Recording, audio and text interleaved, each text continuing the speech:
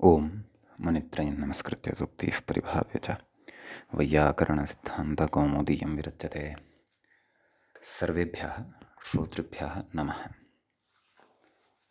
अस्माभिः गतपाठे यद्यत् पठितं तद् एकवारं स्मरामः। वयं वैयाकरणसिद्धान्तकौमुदी इत्याख्यस्य ग्रन्थस्य तत्र तद्धितप्रकरणे भवामः। तद्धितस्यापि अपत्याधिकारप्रकरणे भवामः। अपत्याधिकारप्रकरणस्य अस्य अस्माकं क्रमे तत्र दशमः पाठः गतपाठः प्रवृत्तः।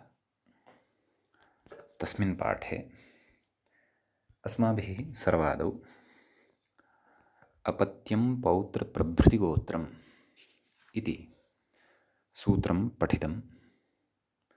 अनेन सूत्रेण तत्र गोत्रसंज्ञा विधीयते इति च ज्ञातम्।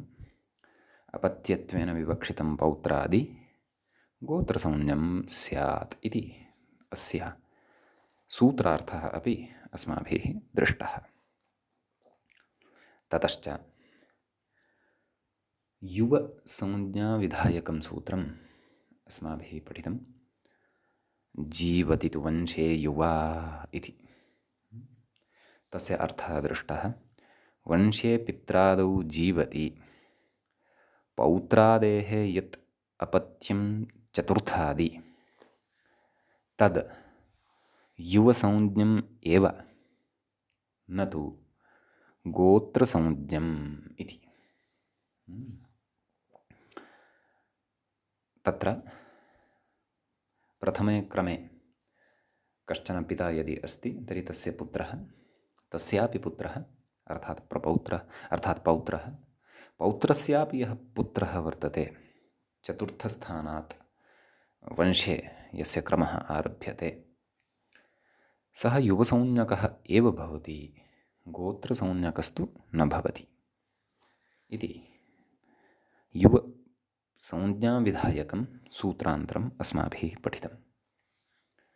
तदनन्तरं नैव युवसंज्ञाविधायकम् एवं खलु। तदनन्तरं युवसंज्ञाविधायकं सूत्रान्तरमपि तत्र दृष्टं। तच्च सूत्रं भ्रातरि च ज्यायसि इति।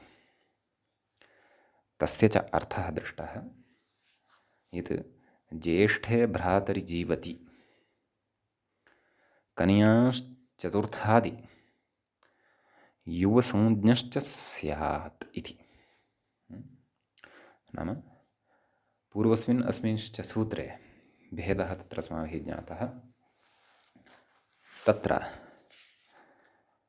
वंशजनाः पितामहादयः प्रपिता च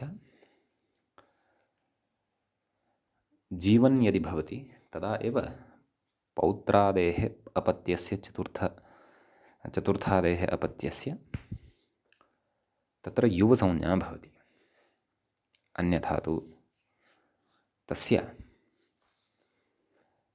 युवसंज्ञा न भवति यदि प्रपितामहादयः न जीवन्ति तर्हि। अत्र तु प्रपितामहादयः दिवङ्गताश्चेदपि ज्येष्ठः भ्राता कश्चन जीवन्नस्ति यदि, तर्हि कस्यचित् दिवङ्गतस्यापि प्रपितामहस्य चतुर्थस्थाने यः प्रपौत्रादिः वर्तते तस्यापि युवसंज्ञा भवति। अत्र ज्येष्ठस्य भ्रातुः जीवनस्य अपेक्षा अस्ति। अयं भेदः वर्तते गतसूत्रे अस्मिंश्च सूत्रे। समीचीनम्। एवमेव युवसंज्ञायाः विकल्पेन विधानार्थम् अस्माभिः अग्रे इतोपि सूत्रम् आरब्धं। तस्य सूत्रस्य तत्र केवलः पदपरिचयः एव अस्माभिः गतपाठे कृतः। सूत्रञ्च वान्यस्मिन् सपिण्डे स्थविरतरे जीवति इति भवति। तत्र वा इति एकम् अव्ययपदम् अन्यस्मिन् इति सप्तम्यन्तं पदं सपिण्डे इति सप्तम्यन्तं पदं स्थविरतरे इति सप्तम्यन्तं पदं जीवति इति सप्तम्यन्तं पदं सर्वाणि अपि तत्र वा इति विहाय सप्तम्यन्तानि पदानि दृष्टानि। एषा विषयगतसप्तमी वर्तते, निमित्तसप्तमी तु नास्ति। नाम तस्मिन्निति निर्दिष्टे पूर्वस्य इति सप्तम्याः एषः विषयः नास्ति। समीचीनम्। एतावान् विशेषः गतपाठे अस्माभिः दृष्टः।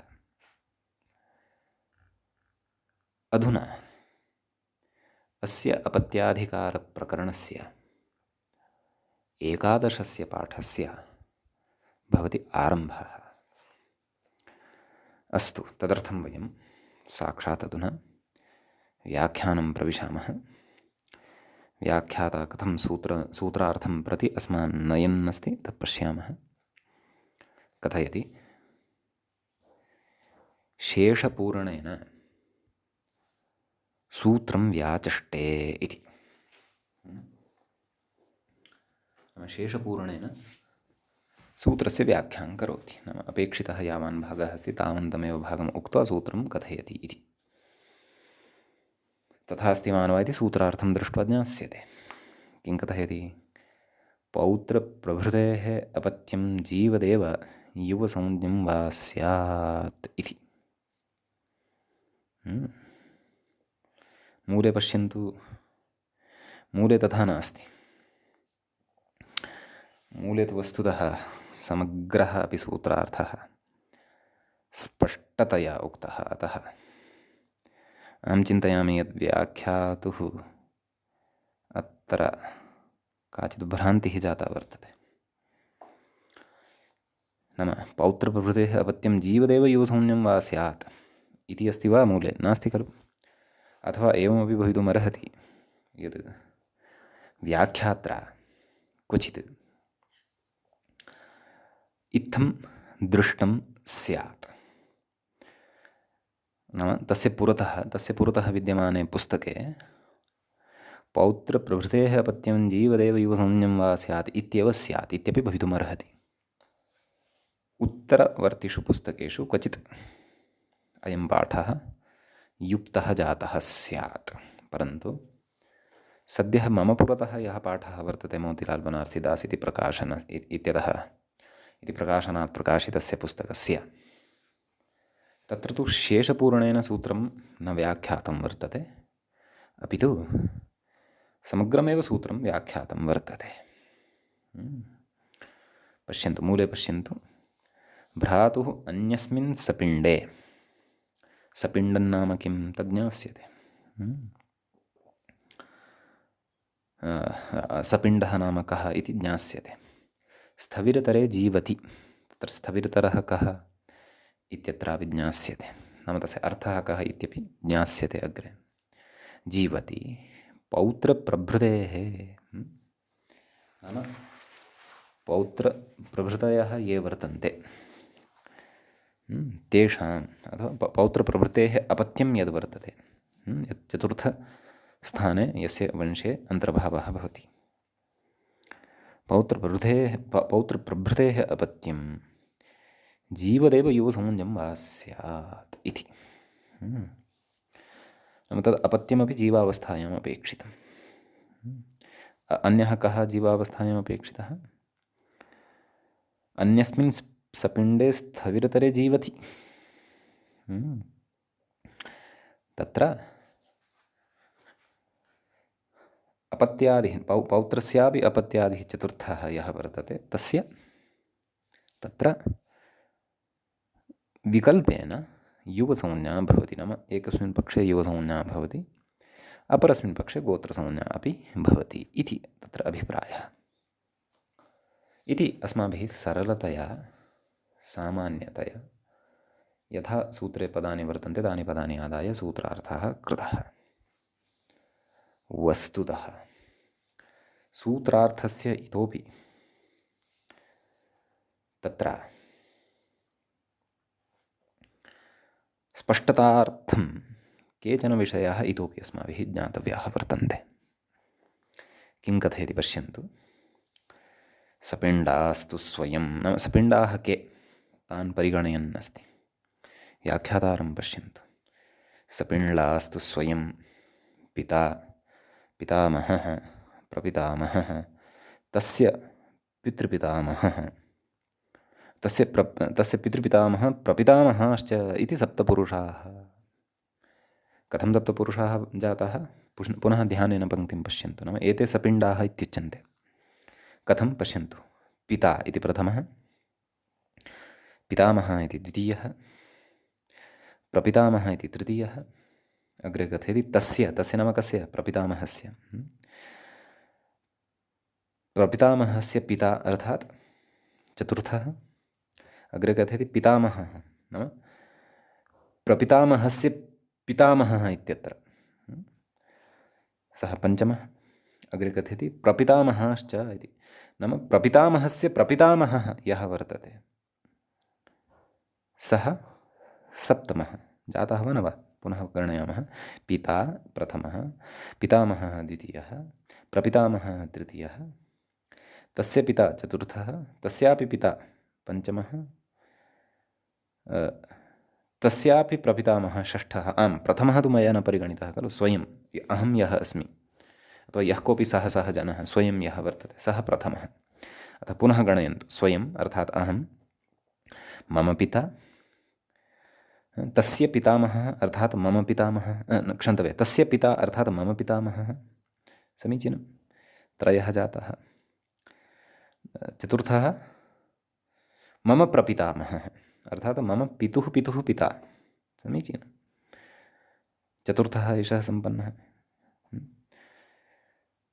मम प्रपितामहस्य पिता पञ्चमः, मम प्रपितामहस्य पितामहः षष्ठः, मम प्रपितामहस्य प्रपितामहः इति सप्तमः। एते सप्तपुरुषाः ये भवन्ति ते किमुच्यन्ते? ते के उच्यन्ते अथवा तेषां कथं व्यवहारः क्रियते? सपिण्डाः। एते सपिण्डाः सन्ति। समानमेव पिण्डं येषां ते सपिण्डाः। पिण्डशब्देन शरीरमपि गृह्यते, एवं खलु। ततः परं किञ्चित् तत्र किमपि तत्र काचित् वैज्ञानिकता स्यादेव। शुक्रांशे परिवर्तनं भवति वा अथवा तस्य आकृतौ परिवर्तनं भवति वा इति किमपि भवितुम् अर्हति, परन्तु सपिण्डास्तु एते एव सप्तजनाः भवन्ति इति। समीचीनं। तर्हि तत्र सूत्रे आगतं खलु वान्यस्मिन् सपिण्डे इति। तत्र सपिण्डशब्दस्य व्याख्यानं कृतम् एतावता व्याख्यात्रा। अग्रे कथयति एवं मातृवंशेऽपि, नाम मातृवंशे अपि एवमेव। समीचीनम्।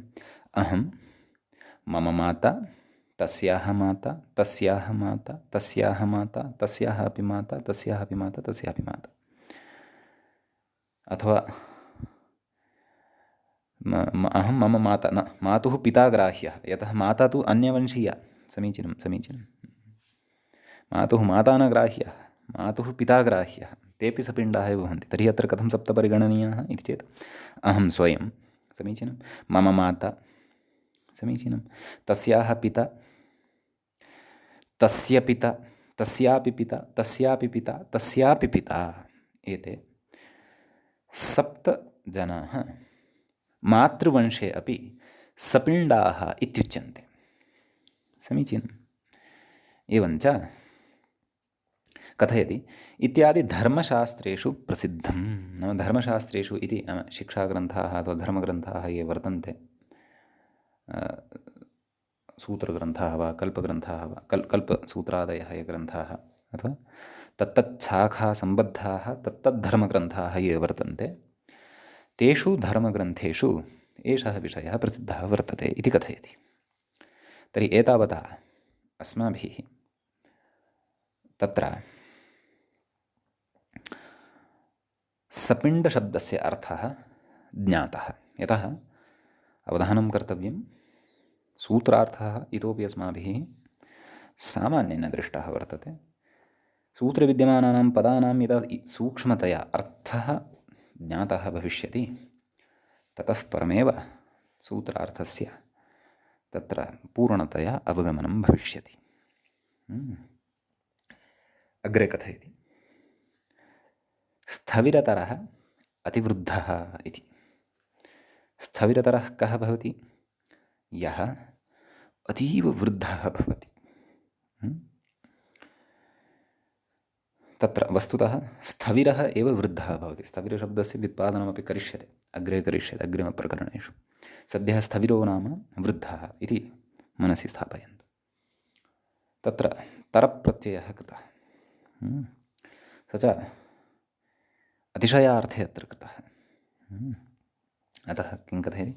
अतिवृद्धः नाम अतिवृद्धः यः भवति सः स्थविरतरः इत्युच्यते। अग्रे कथयति जीवति इति सप्तम्यन्तम् अनुवृत्तं सपिण्डे इति सप्तम्यन्ते अन्वेति। सूत्रं पठितं खलु अस्माभिः, विगतं सूत्रं किं? जीवति तु वंशे युवा इति। तत्र जीवति इति पदं शत्रन्तम् अस्ति इति पूर्वमपि उक्तम्, एवं खलु? अतः तस्य अत्र अनुवर्तनं भवति, अनुवृत्तितया स्वीक्रियते।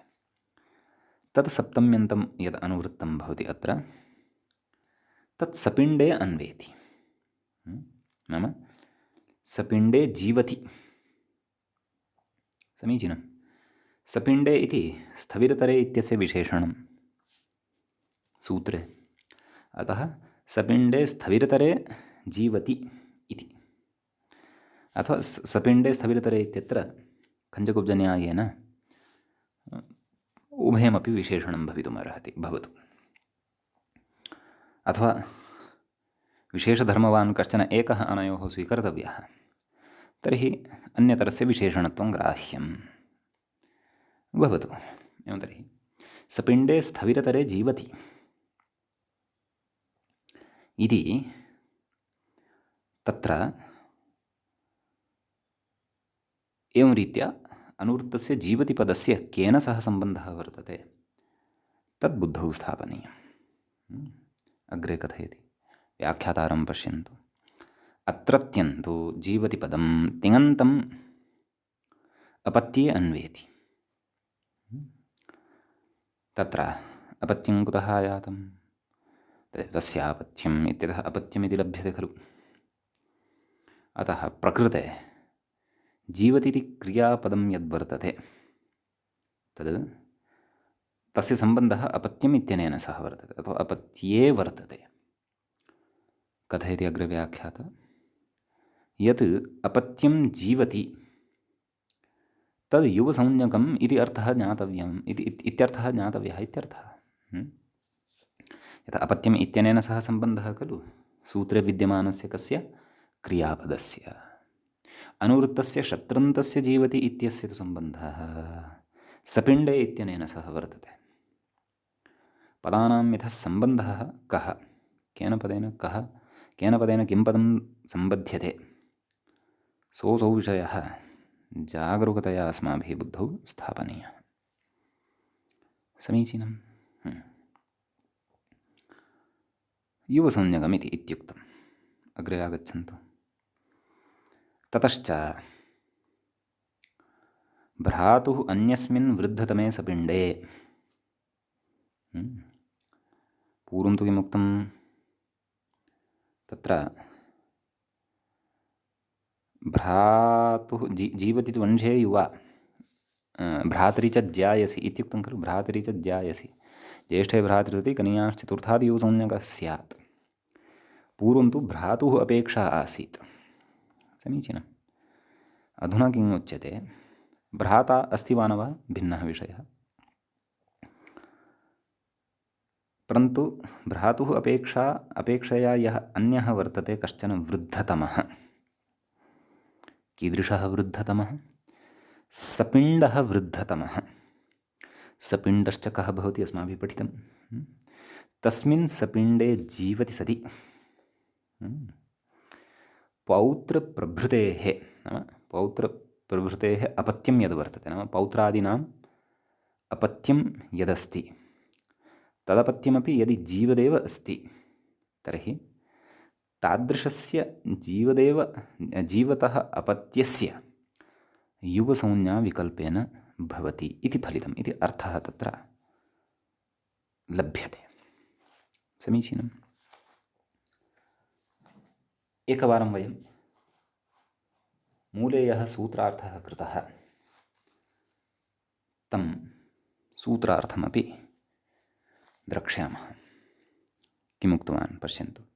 भ्रातुः अन्यस्मिन् सपिण्डे स्थविरतरे जीवति, नाम भ्रातुः अपेक्षा गतसूत्रे भ्रातुः परिगणनं कृतम् अस्माभिः। समीचीनम्। अन्ये प्रपितामहादयः तत्र दिवङ्गताश्चेदपि, एवं खलु, तत्र पौत्रादेः अपत्यं यत् तस्य भ्रातरि जीवति सति, भ्रातरि च जायसी इति, ज्येष्ठे भ्रातरि जीवति सति तस्यापि युवसंज्ञा भवति इत्युक्तं खलु। अत्र भ्रातुः अपेक्षया अन्यः कश्चन अपि वृद्धः, समीचीनं, सः यः कोऽपि वृद्धः भवितुमर्हति, वृद्धतमः एव अपेक्षितः, तदपि अग्रे अपेक्षितं, नाम यः सर्वाधिकतया वृद्धः वर्तते सः यदि जीवावस्थायां सः जीवन् अस्ति यदि, तर्हि पौत्रप्रभृतेः यत् अपत्यं वर्तते, नाम सः पौत्रः कस्यापि भवतु नाम, परन्तु कश्चन तस्मिन् कुले कश्चन वृद्धः जीवावस्थायाम् अपेक्षितः। केषु? सपिण्डेषु इति अवधानं कर्तव्यं। सः पौत्रादेः अपत्यभूतः यः वर्तते अग्रे, सः अपि जीवदेव अपेक्षितः, जीवन्नेव अपेक्षितः। उक्तं खलु, पौत्रप्रभृतेः अपत्यं जीवदेव युवसंज्ञं वा स्यात्, नाम विकल्पेन युवसंज्ञा कः भवति इत्यर्थः। समीचीनं। तत्र सूत्रस्य अभिप्रायः एषः वर्तते। सपिण्डशब्दस्य अर्थः ज्ञातः खलु। तेषु सपिण्डेषु भ्रातुः अपेक्षया भिन्नः कश्चन अन्यः पदे वा अथवा आयुषि वा वृद्धतमः यः जनः भवति, सः यदि जीवावस्थायाम् अस्ति तर्हि पौत्रादीनां यानि अग्रे अपत्यानि सन्ति, पौत्रप्रभृतीनां यानि अपत्यानि अग्रे सन्ति, पौत्राणां परिगणनं अत्र भविष्यति, पौत्राणाम् अपत्यानाम् अत्र परिगणनं भविष्यति, एवं खलु। तस्य पौत्रस्य, सः पौत्रः नाम तस्य पौत्रस्य अपत्यं यत् चतुर्थस्थाने वर्तते, सः यस्य पौत्रत्वं भजते, सः यदि तस्मिन् वंशे नास्ति तर्हि अपि तादृशस्य अपत्यस्य विकल्पेन तत्र युवसंज्ञा भवति इत्यर्थः। समीचीनं। कश्चन भेदः अस्ति, परन्तु अवधानेन अवगन्तव्यं, तदा एव सः भेदः स्पष्टः भवति, वा न वा? पूर्वमुक्तं भ्राता जीवावस्थायाम् अपेक्षितः, अत्र इदमपि न उक्तं यत् भ्राता मृतः भवतु, न, अत्र भ्राता अपि अस्ति, परन्तु अत्र भेदः कः?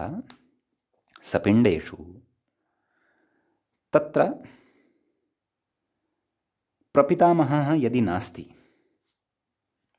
परन्तु प्रपौत्रः अस्ति, समीचीनं, परन्तु प्रपितामहापेक्षया अपि कश्चन ज्येष्ठः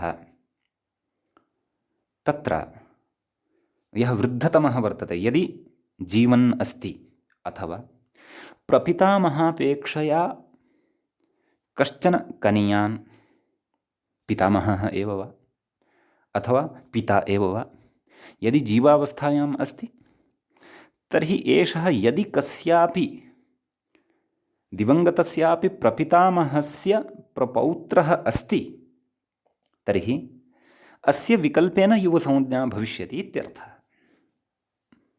ज्ञायते वा न वा? अयमेव भेदः वर्तते गतसूत्रे, विगतसूत्रे, अस्मिन् सूत्रे च। अपि च अत्रैव शतवारं वा चिन्तनं कर्तुम् आपतेत्, परन्तु अयं विषयः त्रिभिः एतैः सूत्रैः कस्यां अवस्थायां युवसंज्ञा विधीयते इत्येष विषयः अत्रैव स्पष्टीकर्तव्यः। यतः अग्रिमप्रकरणेषु तर्हि एतत् सम्बद्धाः विचाराः आयास्यन्ति, तत्र स्पष्टता भविष्यति। यत्नः कर्तव्यः। कथञ्चित् कश्चन अवगमनविशेषः अवशिष्टः यदि भवति, तस्य कालान्तरे स्पष्टता सुतरां भविष्यत्येव। समीचीनं। तदेव च सरलीकृत्य सूत्रार्थं, तमेव सूत्रार्थं व्याख्याता उक्तवान्। ततश्च भ्रातुः अन्यस्मिन् वृद्धतमे सपिण्डे जीवति सति पौत्रप्रभृतेः अपत्यं जीवदेव युवसंज्ञं वा स्यात् इति फलितं। नाम एतावान् अयं सूत्रार्थः, सूत्रार्थस्य अयमाशयः अथवा सूत्रस्य अयमाशयः फलितः भवति अथवा अयमाशयः ज्ञातः भवति इत्यर्थः। एवं किल। तर्हि इदानीं तदेव सूत्रार्थः तु उक्तः मूले एकवारम्, अस्माभिरपि ज्ञातः, परन्तु तत्र अनुवृत्तानां पदानां नाम अनुवृत्तस्य पदस्य कस्य कस्य क्व सम्बन्धः वर्तते, सूत्रे च विद्यमानस्य पदस्य कस्य कस्य पदस्य केन केन सह सम्बन्धः वर्तते, तद् व्याख्यात्रा पूर्वमेव सरलीकृत्य उक्तं। मूलेपि उच्यमानमस्ति तत्। किमुच्यमानमस्ति कथयति। एकमिति नाम उक्तं खलु मूले, पश्यन्तु। एकं जीवति ग्रहणम् अपत्यस्य विशेषणम् उक्तमेव खलु। एकम् इति व्याख्याता अपि तत्र कथयति अत्रत्यम् इति। नाम अत्रत्यं नाम एतत् सूत्रस्थम् इत्यर्थः। वान्यस्मिन् सविण्डे स्थविरतरे जीवति इत्यस्मिन् सूत्रे यत् जीवति इति पदं वर्तते, जीवति ग्रहणम् इत्युक्तवान्, नाम जीवति इति क्रियापदम् इति। तद् अपत्यस्य विशेषणम्। अपत्यं च यद् अनुवृत्तितया अस्माभिः अत्र गृहीतं, तस्य विशेषणं तद्। एवं किल। अग्रे कथयति द्वितीयम् इति मूले, पश्यन्तु। द्वितीयं सपिण्डस्य। व्याख्यात्रा एतद् वैपरीत्येन उक्तं। पश्यन्तु, व्याख्याने अपि पश्यन्तु। जीवति इति सप्तम्यन्तम् अनुवृत्तं सपिण्डे इति सप्तम्यन्ते अन्वेति। अग्रे अत्रत्यन्तु जीवति पदं तिङन्तम् अपत्ये अन्वेति इत्युक्तं। परन्तु मूले आदौ अत्रत्यस्य जीवति पदस्य विचारः कृतः मूलकारेण, ततः परम् अनुवृत्तस्य विचारः कृतः। कथञ्चिदपि कर्तुं शक्यते, क्लेशो नास्ति। तर्हि द्वितीयं सपिण्डस्य नाम द्वितीयं यद् जीवति इति पदं वर्तते, अनुवृत्त्या यल्लभ्यते सप्तम्यन्तं, तद् अत्र विद्यमानस्य सपिण्डे इत्यस्य विशेषणं भवति। एवञ्च तर्हि एतेनापि स्पष्टता जाता, यः विचारः आरम्भे मया आरब्धः आसीत्। नाम सपिण्डे इति पदमत्र विशेषणं, विशेष्यपदमेव। जीवति इति अनुवृत्त्या यदायाति तदस्य विशेषणपदं। किञ्च अस्य सूत्रे एव अन्यदपि विशेषणपदं किं स्थविरतरे, अन्यदपि विशेषणपदं किम् अन्यस्मिन् इति। कस्मात् अन्यस्मिन् इति चेत् तदर्थं पूर्वतः भ्रातरीति सप्तम्यन्तं यद्वर्तते पञ्चम्यन्ततया अत्र विपरिणम्यते।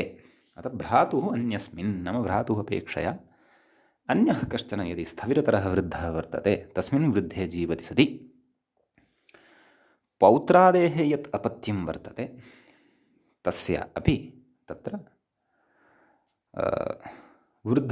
क्षन्तव्यः युवसंज्ञा भवति, परन्तु विकल्पेन भवति इति विषयः अस्ति। गताभ्यां द्वाभ्यां सूत्राभ्यां तु नित्यतयैव युवसंज्ञा, एतेन तु विकल्पेन युवसंज्ञा उच्यते। कुतः? साक्षात् सूत्रे एव वा इति उक्तं वर्तते। व्याख्याता कथयति द्वितीयमिति, अर्थात् अनुवर्तमानमित्यर्थः इत्युक्तमेव खलु। अग्रे कथयति उभयोरिति मूले, पश्यन्तु। तरब् निर्देशः उभयोः उत्कर्षार्थः इति तत्र कथयति। उभयोः इत्यत्र षष्ठी वर्तते खलु। कथयति हेतुत्वसम्बन्धे षष्ठी। अत्र सम्बन्धषष्ठी एव वर्तते, परन्तु कीदृशसम्बन्धः? हेतुत्वरूपस्सम्बन्धः वर्तते, तादृशसम्बन्धे षष्ठी वर्तते। अत्र क्व उभयोः इत्यत्र हेतुः नाम कारणं, हेतोः भावः हेतुत्वं, सम्बन्धश्च अस्माभिः कारकप्रकरणविस्तरेण पठित एव। अतः षष्ठीशेषे षष्ठीशेषे इत्यनेन सूत्रेण षष्ठीविभक्तिः अत्र भवति। समीचीनं। ततः अग्रे कथयति व्याख्याता उभयहेतुकोत्कर्षवाचकस्तरवित्यर्थः। उभयहेतुकोत्कर्षवाचकस्तरवित्यर्थः। एवं खलु? नाम उभयस्यापि हेतुकोत्कर्षवाचकत्वम् अपेक्षितम् अथवा उभयस्यापि उत्कर्षत्वम् अपेक्षितम्। तर्हि उभयस्य नाम कस्य अथवा उभयोः नाम कयोः तत्र उत्कर्षत्वम् अपेक्षितं।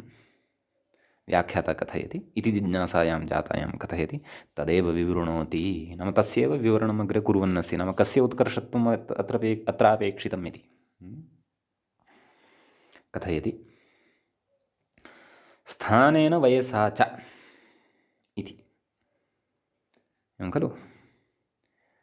नाम स्थानेन सः नाम सपिण्डादिष्वपि तस्य स्थानं सर्वेभ्यः उपरि भवेत्। ज्येष्ठतमः वृद्धतमः स स्यात्। वयसा च वयसा तु भवत्येव। वयसा अपि तस्य उत्कर्षः एव अपेक्षितः। नाम आधिक्यमेव अपेक्षितम् इत्यर्थः। नाम तत्र उभयोः वयसः नाम उभयोः कस्य वयसः अपि च स्थानस्य च उत्कर्षत्वम् एव आधिक्यम् एव अत्र अपेक्षितम्। आधिक्यमेव अत्र कारणं भवति विकल्पेन युवसंज्ञार्थम् इति। समीचीनम्। अग्रे स्पष्टीकुर्वन् कथयति स्थानतः उत्कर्षः पितृव्यः तस्य पितृस्थानीयत्वात् इति। खलु? स्थानतः उत्कृष्टः तत्र पितृव्यः अपि भवितुम् अर्हति। अथवा तस्य कुतः यतः तस्य पितृस्थानीयत्वं वर्तते। एवं खलु? वयसा उत्कृष्टः मातामहः वा न वा? वयसा उत्कृष्टस्तु मातामहः भवति वा न वा? अत्र नाम एतं विचारं वयम् अस्मदीयेषु सपिण्डेषु अपि कर्तुं शक्नुमः। मातृपक्षे विद्यमानेषु सपिण्डेषु अपि कर्तुं शक्नुमः। अतः एवं रीत्या उक्तवान् अत्र। एवं खलु? अतः तत्र पितृव्यः यः वर्तते सोऽपि सपिण्डः एव वर्तते खलु वा न वा? मम पिता यः वर्तते तस्य भ्राता सः अतः कृत्वा, अथवा मम पितामहस्य पुत्रः सोऽपि वर्तते एव खलु अतः। कथयति वयसा उत्कृष्टः मातामहः। अग्रे कथयति भ्रातरि इति सन्निहितत्वात् मातामह भ्रातरि इत्यर्थः केचित् इति। नाम तत्र कथसूत्रात् भ्रातरि इति आयाति खलु। अतः केचन अत्र भ्रातरि इत्यस्य अनुवर्तनम् अत्र भवति इति कृत्वा मातामहभ्रातरि इत्यपि कथयन्ति। नाम मातामहस्य वंशम् अपि अत्र कथयन्ति। मातामहस्य वंशम् अपि अत्र प्रतिपादयन्ति केचन जनाः इति केचित्। नाम सपिण्डत्वम् अत्र मातामहस्य भ्रातरि अपि स्वीकुर्वन्ति इति। यतः पूर्वमुक्तं सपिण्डाः अस्मत्कुलीनास्तु भवन्त्येव मातृपक्षीयाः अपि भवन्त्येव इति पूर्वं स्पष्टीकरणं कृतमेव खलु। एवं किल। अग्रे कथयति पितृव्यपुत्रः इत्यन्ये केचन तु पितृव्यमपि सपिण्डेषु स्वीकुर्वन्ति, परन्तु पितृव्यस्य यः पुत्रः वर्तते तमपि सपिण्डेषु स्वीकुर्वन्ति इत्यर्थः। नाम कस्मात् भ्रातृत्वेन, नाम भ्रातुः अन्यः इत्युक्तं खलु। अतः सः भ्राता अयञ्च भ्राता कस्य भविष्यति? तस्यैव खलु भविष्यति यः पौत्रादेः अपत्यं चतुर्थादि वर्तते खलु। तस्य यः ज्येष्ठभ्राता वर्तते तं ज्येष्ठं भ्रातरम् अतिरिच्य ये सन्ति तस्य अनुजाः तेषां विषये वस्तुतः इदमुच्यमानं वर्तते। एवं खलु। अतः तेषां तत्र विकल्पेन युवसंज्ञा भवति इत्युच्यते। समीचीनम्। इति तत्र मूले उक्तं पश्यन्तु। स्थानेन वयसा च उत्कृष्टे पितृव्ये मातामहे भ्रातरिवा जीवति इति। एवं नाम तदेव काशिकायाम् अत्र इदं भवति वस्तुतः किं पितृव्ये पितामहे भ्रातरिवा एवं रीत्या काशिकायामपि उक्तं वर्तते। तत्र भवन्तः अधः पश्यन्ति यदि तत्त्वबोधिनीं पश्यन्ति तत्र पश्यन्तु मातामहे भ्रातरिवेति सन्निहितत्वात् भ्रातरि इत्यस्य मातामहभ्रातरि इत्येवार्थः इति एके। नाम एवं केचन विद्वांसः कथयन्ति। पितृव्यपुत्रे इत्यन्ये इति केचन अन्ये एवं रीत्या अत्र मन्यन्ते। नाम भ्रातुशब्दात् नाम भ्राता कः ग्राह्यः अत्र इति। वृत्तौ तु पितृव्य पितामहे भ्रातरिवा। नाम वृत्तौ तु नाम काशिकायां तु स्पष्टम् उक्तं पितृव्यः पितामहे भ्रातरिवा। पितामहस्य यः भ्राता सः वा अत्र ग्राह्यः नैव पितामहे नाम पितामहः अपि च भ्राता सः अत्र ग्राह्यः इति तत्र वृत्तौ उक्तं वर्तते इत्यर्थः।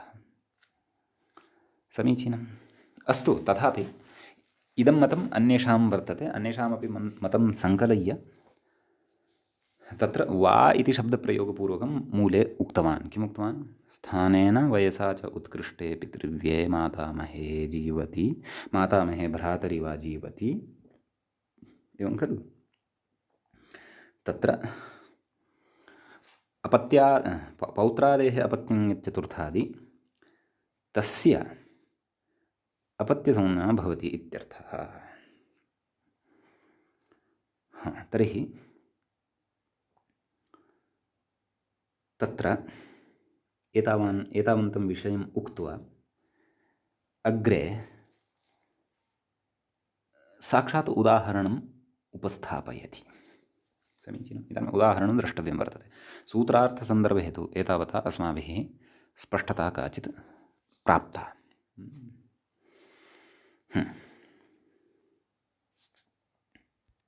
यद्यपि व्याख्याता साक्षात् तत्र प्रत्युदाहरणं नाम उदाहरणचर्चाम् अकृत्वा साक्षात् प्रत्युदाहरणे एव प्रविष्टवान् अस्ति। परन्तु वयं मूले यान्युदाहरणानि दत्तानि तथा विकल्पेन नाम गोत्रसंज्ञापक्षे अपि च युवसंज्ञापक्षे नाम युवसंज्ञाविकल्पेन कृता खलु। अतः एकस्मिन् पक्षे युवसंज्ञा वर्तते अपरस्मिन् पक्षे गोत्रसंज्ञा वर्तते। अतः युवसंज्ञापक्षे गोत्रसंज्ञापक्षे च वयं रूपद्वयं यद् दत्तं वर्तते मूले तत् साधयित्वा अग्रे गच्छामः। प्रत्युदाहरणं प्रवेक्ष्यामः। मूले उक्तं गार्ग्यस्य अपत्यं गार्ग्यायणः गार्ग्यो वा इति। तर्हि तत्र तदेव किमुक्तं गार्ग्यस्य अपत्यं गार्ग्यायणः भवति अथवा गार्ग्यः वा भवति इति। तर्हि कीदृशमपत्यं? युवापत्यम् अपि च गोत्रापत्यं। तर्हि युवापत्यापक्षे कः प्रयोगः सिद्ध्यति? अनयोः कयोः गार्ग्यायणः गार्ग्यः इति वा। अपि च गोत्रापत्यापक्षे कः प्रयोगः सिद्ध्यति इति सर्वेण विवरणेन ज्ञास्यते।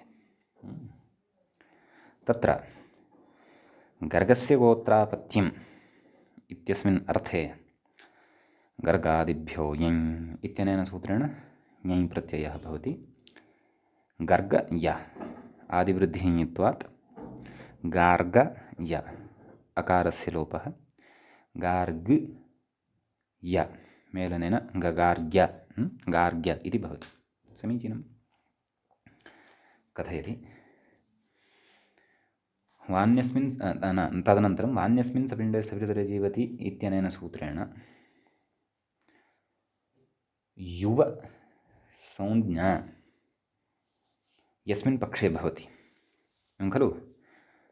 यतः युवसंज्ञा कस्य उक्ता? तत्र पौत्रप्रभृतेः यत् अपत्यं तस्य खलु उक्ता युवसंज्ञा। गोत्रसंज्ञा कस्य भवति? पौत्रादीनां वस्तुतः भवति। परन्तु अत्र येषां युवसंज्ञा वर्तते तेषां विकल्पेन गोत्रसंज्ञा अपि उक्ता वर्तते इत्यपि बुद्धौ स्थापनीयम्। एवं खलु? अतः इदानीं पौत्रस्य यत् अपत्यं वर्तते चतुर्थक्रमे तस्मिन् अर्थे खलु प्रत्ययः विधातव्यः। अतः पौत्रार्थ नाम गोत्रापत्यार्थे यः पौत्रः लब्धः वर्तते गर्गस्य, कः? गार्ग्यः इति। तस्मात् इदानीं युवापत्यार्थे प्रत्ययः भविष्यति। युवसंज्ञायाः पक्षे आदौ युवसंज्ञा अपेक्षिता। केन सा युवसंज्ञा भवति? पठितेन सूत्रेण। केन? वान्यस्मिन् सपिण्डे स्थविरतरे जीवति। समीचीनम्। अतः तेन ञञोश्च इत्यनेन सूत्रेण फक् इति प्रत्ययः भवति। ञञन्तं वर्तते गार्ग्य इति कृत्वा फक् ञञन्तात्। केन? ञञोश्च। तदपि सूत्रमग्रे पठिष्यते। गार्ग्य फ फ इति प्रत्ययः फकारः, तस्य आयन्नादेशः। आयनेयीनियः फडखचकां प्रत्ययादीनां गार्ग्य आयन् अ नाम फकारोत्तरवर्ती अकारस्तु तथैव तिष्ठति। ततः गार्ग्य आयन, गार्ग्यायन। अट्कुपाणम् इत्यनेन अणत्वं भवति, सुप्रत्ययः सस्यरूपे विसर्गसति गार्ग्यायणः इति प्रयोगः सिद्ध्यति युवसंज्ञापक्षे। ततश्च अग्रे तत्र अन्यत्र तु नाम पक्षे तु तत्र युवसंज्ञा विकल्पेन खलु उक्ता। वान्यस्मिन् सपिण्डे स्थविरतरे इत्यत्र वा इति साक्षादेव खलु दृश्यते। अतः यस्मिन् पक्षे तत्र युवसंज्ञा एव नास्ति तर्हि युवसंज्ञां निमित्तीकृत्य यः प्रत्ययः सः प्रत्ययोऽपि न भवति। एवं खलु? तर्हि तत्र गोत्रसंज्ञां निमित्तीकृत्य यः प्रत्ययः तस्यैव प्रत्ययस्य खलु तत्र स्थितिः भविष्यति। यतः पक्षे तत्र युवसंज्ञायाः अभावः वर्तते, गोत्रसंज्ञा अस्ति। अतः गर्गादिभ्यो यङ् इत्यनेन तत्र गर्गस्य गोत्रापत्यार्थे यः यङ् विहितः तावान् एव प्रत्ययः तत्र उपस्थितः भविष्यति। अयमेव भेदः उभयत्रापि। समीचीनं। परन्तु ताः सर्वाः अपि अपेक्षाः अत्र निश्चयेन एव अस्माभिः बुद्धौ स्थापनीयाः। नाम भ्रातुः अन्यः सः कश्चन स्यात्, अपि च भ्रातुः भ्राता दिवङ्गतः वा जीवन्नस्ति वा इति नोच्यते। तत्र तस्य विषये चर्चा एव नास्ति। यतः भ्रातरि च जायसि इत्यस्मिन् सूत्रे यः भ्रातुः विषयः उक्तः तस्मात् भिन्नः विषयः। अतः एव सूत्रे किम् उक्तम्? अन्यस्मिन्। कस्मात् अन्यस्मिन्? भ्रातुः अपेक्षया अन्यस्मिन् इति। तत्र च अन्यत्वेन नाम यद्यपि सपिण्डः स्थविरतरः एव तत्र गृह्यते, परन्तु काशिकाकारमतानुसारेण अथवा अन्येषां विदुषां मतानुसारेण यथा पितृव्यस्य पुत्रः वा मातामहस्य वा तत्र भ्राता वा तत्र भ्रातृत्वेन गृह्यते इति अन्यानि मतानि अपि अस्माभिः यद्यपि व्याख्यायां दृष्टानि, परन्तु सद्यः वयम् अत्र सरलबोधाय यावान् सूत्रार्थः उक्तः तस्य अभिप्रायम् अधिगन्तुं यत्नं कुर्याम। अन्यथा अन्येषां नाम आरम्भस्थले इदं कथयन्नस्मि, अन्यथा अन्येषां मतं पुरस्कृत्य कदाचित् अत्र विषयः भ्रमाय स्यात्। आम्, यदि सूत्रस्थ उदाहरणं दृष्टं यस्मिन् पक्षे गोत्रसंज्ञा नास्ति सः तस्मिन् पक्षे अपि यदि उदाहरणं दृष्टं तर्हि तु तत्र तु तावान् विषयस्तु स्पष्टः भवत्येव। परन्तु भ्रातुः अपेक्षया अन्यः कः स्वीकर्तव्यः तत्र वृत्तौ यः विचारः उक्तः अथवा इदानीमेव तत्त्वबोधिन्यां वा बालमनोरमायां वा अस्माभिः अन्यानि यानि मतानि दृष्टानि तेषु विचारेष्वपि बुद्धिः कर्तव्या। परन्तु आदौ यद् मूले उदाहरणं दत्तं तस्य उदाहरणं साधयित्वैव। समीचीनं। तर्हि अत्र इदानीं भवतां बुद्धौ इतोपि काचित् जिज्ञासा जायेत।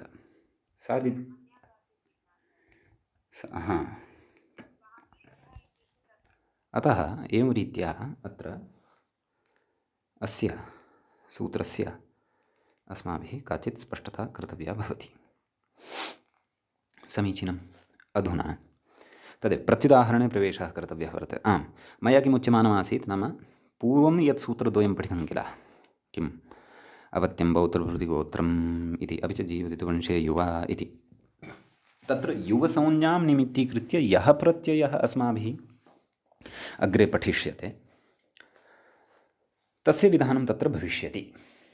परन्तु तत्र कस्य युवसंज्ञा भवति इति, कः युवा भवति इति तत्र तत्र अस्माभिः स्मर्तव्यं भविष्यति।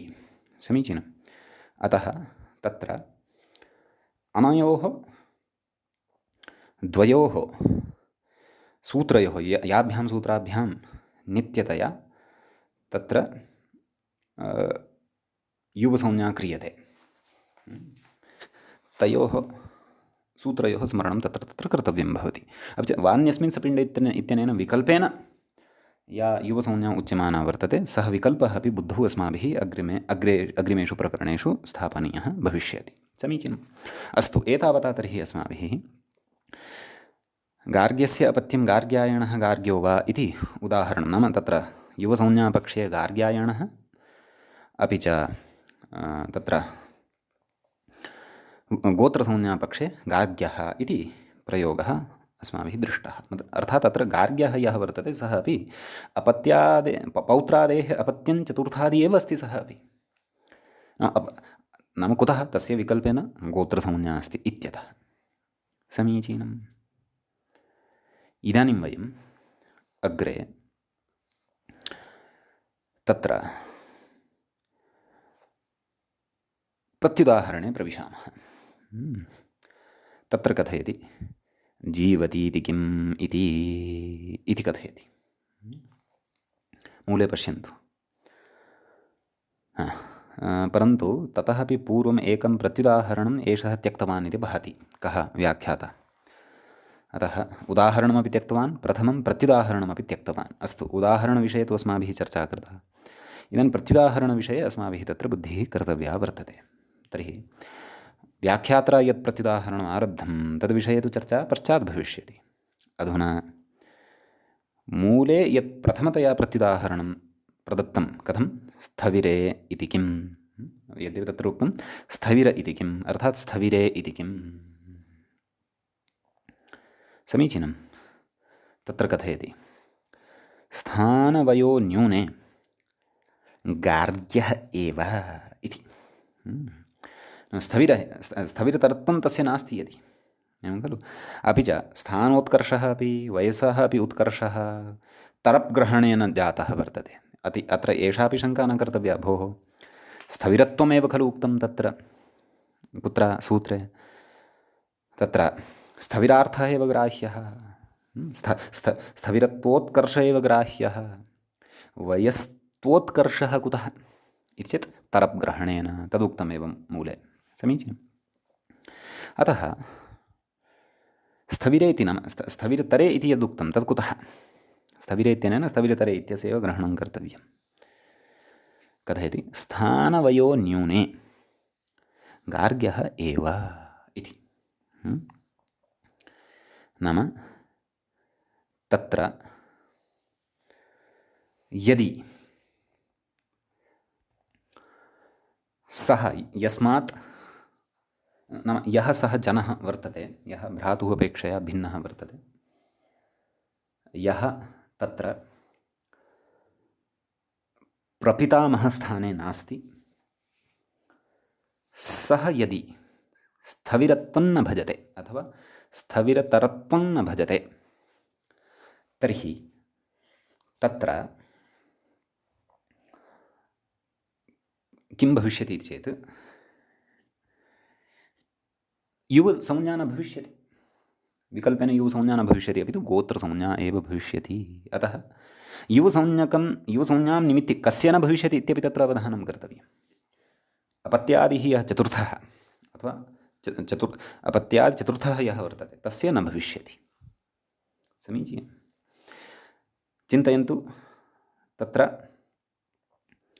कश्चन तादृशः जनः वर्तते यः वृद्धापेक्षया कनिष्ठः वर्तते, तस्य पदमपि तस्य वृद्धापेक्षया न्यूनः वर्तते। तस्मिन् सति अथवा तस्य तं वयं तत्र युवसंज्ञां कर्तुं निमित्तं तत्र कर्तुं न शक्नुमः। कुतः? यतः सः वृद्धः नास्ति, स्थविरतरः नास्ति, तस्य पदं तस्य सर्वेषामपेक्षया उन्नतं नास्ति। समीचीनम्। अतः तत्र तस्य सर्वेषामपि अपेक्षया स्थविरतरत्वम् अपेक्षितं। तर्हि एव पौत्रादेः अपत्यं यत् चतुर्थादि तस्य तत्र युवसंज्ञा विकल्पेन भवति, अन्यथा गोत्रसंज्ञा एव भवति। अतः तत्र युवसंज्ञा न भवति इति कृत्वा युवसंज्ञां निमित्तीकृत्य प्रत्ययः अपि न उत्पद्यते, परन्तु गोत्रसंज्ञकः प्रत्ययः एव तत्र भवति। गार्ग्यः इत्येव भवति, गार्ग्यायणः इति न भवति। समीचीनम्। अग्रे कथयति जीवति इति किम्? अधुना अस्मिन् विषये व्याख्याता कथयन् अस्ति। जीवति इति किम्? तत्र मूले पश्यन्तु, आदौ व्याख्याता एव पृच्छन्, तत् नाम प्रत्युदाहरणत्वेन कृतस्य प्रश्नस्य सरलतया व्याख्यानं कथयन् अस्ति। किं कथयति पश्यन्तु। जीवति द्वयस्य किं प्रयोजनम् इति पृच्छति इति। एकं जीवति इति पदं शत्रन्तं विगतसूत्रात् अनुवर्तते। अपरं जीवति इति पदं तत्र सूत्रे एव वर्तते। अतः प्रकृते तत्र यत्पदम् अत्र वर्तते तत्पदम् इति द्वयोः अपि जीवति इति पदयोः किं प्रयोजनम् इति पृच्छ्यते। इति व्याख्याता तत्र प्रश्नस्य सरलीकरणं कृत्वा अस्माकं कृते बोधः कार्यते। जीवति द्वयस्य किं प्रयोजनम् इति प्रश्नः। अग्रे कथयति, मूले पश्यन्तु, व्याख्याता अपि कथयन् अस्ति। मृते मृतो वा गार्ग्य एवेति। उपरि पश्यन्तु, मृते मृतो वा गार्ग्यः एव, नाम सः स्थविरतरः यः वर्तते सः यदि दिवङ्गतः, समीचीनम्, अपि च अपत्यादिचतुर्थः यः वर्तते सोऽपि यदि दिवङ्गतः, अथवा उभयोः कश्चन एकः दिवङ्गतः, तर्हि तु युवसंज्ञकः प्रत्ययो न भवति, तर्हि तु गोत्रसंज्ञकः प्रत्यय एव भवति इत्यर्थः। समीचीनं। तदेव अग्रे कथयति व्याख्याता। मृते सपिण्डे चतुर्थः गार्ग्यः एव इति। एवं किल? नाम तत्र यः सपिण्डः मृतः स च स्थविरतरः अपि यदि अस्ति, तर्हि तु चतुर्थः अपत्यादिः यः वर्तते सः गार्ग्यः एव भवति, गार्ग्यायणः न भवति इत्यर्थः। कथयति, मृतश्च चतुर्थः गार्ग्यः एव इत्यर्थः। तस्यैव अर्थस्य सरलीकरणं कृत्वा अग्रे बोधं कारयन् अस्ति। मृते सपिण्डे चतुर्थः गार्ग्यः एव, अपि च यः मृतः, मृते सपिण्डे यः चतुर्थः यदि जीवितः अस्ति, सपिण्डः दिवङ्गतः, परन्तु पौत्रादेः अपत्यं चतुर्थः जीवति, तथापि सः गार्ग्यः एव। समीचीनम्। इदानीं सपिण्डः जीवन् अस्ति, परन्तु एषः चतुर्थः अपत्यादिः दिवङ्गतः, तर्हि एषः गार्ग्यः एव भवति इत्यर्थः। उभयोः कश्चन एकः दिवङ्गतः अथवा उभौ अपि दिवङ्गतौ, तर्हि गार्ग्यः नाम विकल्पेन युवसंज्ञायाः तत्र प्रसङ्गः एव नास्ति, गोत्रसंज्ञा एव भवति इत्यर्थः। समीचीनम्। इति कश्चन विषयः अत्र अस्माभिः ज्ञातव्यः। समीचीनम्। ततः अग्रे कथयति, वृद्धस्य च उपरि अग्रे वार्तिकम् अस्ति, अग्रे वार्तिकस्य आरम्भः कर्तव्यः वर्तते। एतत् सूत्रसम्बद्धानि एव विशिष्टार्थे तत्र विशिष्टां व्यवस्थां कर्तुम् अत्र कानिचन वार्तिकानि पठ्यन्ते, तेषां वार्तिकानामपि इदानीम् अग्रे समन्वयनम् अस्माभिः कर्तव्यं वर्तते। तर्हि वार्तिकमस्ति किम्? वृद्धस्य च पूजायामिति वाच्यम् इति व्याख्याता कथयति वार्तिकमिदं नाम इदं वार्तिकं भवति इति। तत्र अग्रे उच्यते तत्र वृद्धपदं विवृणोति नाम वृद्धपदस्य कः अर्थः यत् वार्तिकस्य पदच्छेदं पश्यन्ति खलु पदपरिचयं पश्यन्तः सन्ति खलु वृद्धस्य इति वृद्धशब्दस्य षष्ठीविभक्तेः एकवचनं च इति अव्ययपदं पूजायामिति पूजा इति आकारान्तस्य सप्तमीविभक्तेः एकवचनम् इति अव्ययपदं वाच्यम् इति प्रथमान्तं भवति एवं किल। अतः तत्रोच्यते तत्र कथयति न वृद्धपदं नाम वृद्धशब्दस्य कः अर्थः एतावता अस्माभिः पाणिनीयशास्त्रे वृद्धसंज्ञाविषये श्रुतं वृद्धिर्यस्याचामादिस्तद्वृद्धं नाम यस्य शब्दसमुदायस्य आदिः वर्णः वृद्धिसंज्ञकः यदि भवति तर्हि तस्य शब्दस्य क्षन्तव्यः शब्दसमुदायस्य न कस्यचित् शब्दस्य कस्यचित् शब्दस्य वर्णसमुदाये इति वक्तव्यं। वर्णसमुदाये यदि आद्यः आदिमः स्वरवर्णः यदि वृद्धिवर्णः भवति तर्हि तस्य वृद्धसंज्ञा भवति। परन्तु अत्र तु वृद्धिर्यस्याचामादिस्तद्वृद्धम् इति एतच्छास्त्रीयं वृद्धपदार्थं कथितवान् सूत्रकारः तथा न। अत्र तु कश्चन विशिष्टः अर्थः वर्तते वृद्धशब्दस्य तदेव कथयति नाम वार्तिकमिदं तत्र वृद्धपदं विवृणोति नाम वृद्धपदस्य अर्थः कः तद्विषये कथयति इत्यर्थः। तद् अग्रे उच्यते गोत्रस्य एव वृद्धसंज्ञा प्राचाम् इति मूले पश्यन्तु। गोत्रस्य एव सत्यं मूले उक्तं खलु गोत्रस्य एव वृद्धसंज्ञा प्राचाम् नाम यद्गोत्रम् अस्माभिः अत्र पठितम् एवं खलु तस्य गोत्रस्य एव वृद्धसंज्ञा भवति केषां मते प्राचां मते इत्यर्थः। समीचीनम्। अग्रे कथयति प्राचां के प्राचः ये आचार्याः वर्तन्ते तेषां मते इत्यर्थः। अग्रे कथयति गोत्रमेव वृद्धमिति प्राचीनाचार्याः व्यवहरन्ति इत्यर्थः। गोत्रमेव वृद्धसंज्ञकं भवति इति केचन प्राचीनाः आचार्याः तथा तेषां व्याकरणे एवं रीत्या व्यवहारः वर्तते इत्यर्थः। तथा च वार्तिकस्य फलितम् अर्थमाह नाम वार्तिकस्य अर्थं कथयति। आदौ तत्र वृद्धशब्दस्य अर्थम् उक्तवान् तदनन्तरं वार्तिकस्य अर्थम् इदानीम् अग्रे कथयन् अस्ति। किं कथयति तत् पश्यन्तु। गोत्रस्य युवसंज्ञा पूजायां गम्यमानायाम् इति नाम पूजार्थे गम्यमाने गोत्रसंज्ञकस्य अथवा गोत्रस्य युवसंज्ञा भवति इति।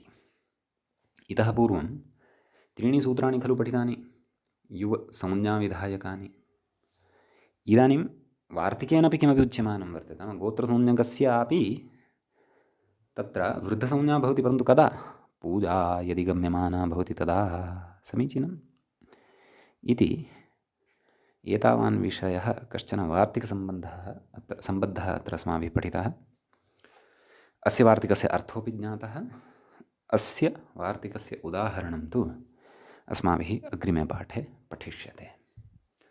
अद्य तावत् वयम् अत्रैव विरामं स्वीकुर्मः। अस्य पाठस्य उपसंहरणम् अत्रैव कुर्मः। मङ्गलं भवति। मुनित्रयं नमस्कृत्य उक्तिः परिभाव्य च वैयाकरणसिद्धान्तकौमुदीयं विरच्यते। एवञ्च अपत्याधिकारप्रकरणस्य अस्य 11 पाठः सम्पन्नतां गतः। येषु 3 सूत्रेषु केचन सूक्ष्माः विचाराः सन्ति। तान् विचारान् वयं सूक्ष्मतया बुद्धौ स्थापयेम। अग्रे तस्य प्रयोजनानि तु भविष्यन्त्येव। आम् नमः सर्वेभ्यः श्रोतृभ्यः। अग्रिमे पाठे पुनः मिलामः।